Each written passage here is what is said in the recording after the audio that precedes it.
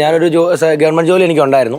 അപ്പോൾ അങ്ങനെ നമ്മൾ ജോലിക്ക് പോകുമായിരുന്നു. ആ സമയത്ത് തന്നെ 2019 കോവിഡ് കഴിഞ്ഞ സമയത്ത് അപ്പം നമുക്ക് ജോലിക്ക് പോകാൻ പറ്റുന്നില്ല.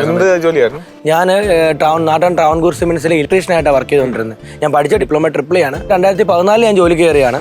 അപ്പോൾ ഒരു 16 തൊട്ട് നമുക്ക് വണ്ടി ഭയങ്കര ക്രേസാണ്. ബൈക്ക്, പ്രത്യേകിച്ച് ഡൂക്ക്, നമ്മുടെ വികാരം തന്നെ അത്. ചുമ്മാ നമ്മുടെ വർക്ക്ഷോപ്പ്, വീടിൻ്റെ ഷെഡിലായിരുന്നു ആദ്യത്തെ എൻ്റെ വർക്ക്ഷോപ്പ്. കാർ ഷെഡായിരുന്നു, വേറെ സ്ഥലങ്ങളൊന്നും നമുക്കില്ല, ഇൻവെസ്റ്റ്മെൻറ്റും ഇല്ല.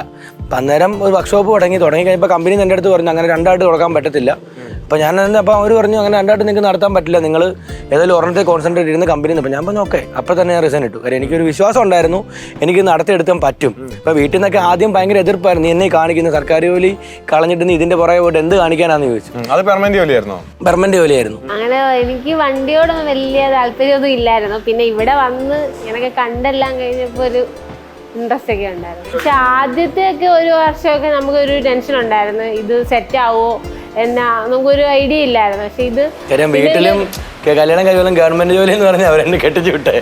ഗവൺമെന്റ് ജോലി ഉണ്ടായിരുന്ന ആ സമയത്ത്. അപ്പം അത് കഴിഞ്ഞപ്പം പക്ഷെ എനിക്ക് ഒരു വർഷം കഴിഞ്ഞപ്പോൾ ഇത് സെറ്റായി, ഇതുകൊണ്ട് നമുക്ക് കുഴപ്പമൊന്നും ഇല്ല എന്നുള്ളൊരു ഇത് വന്നപ്പോൾ പിന്നെ പ്രശ്നമില്ലായിരുന്നു.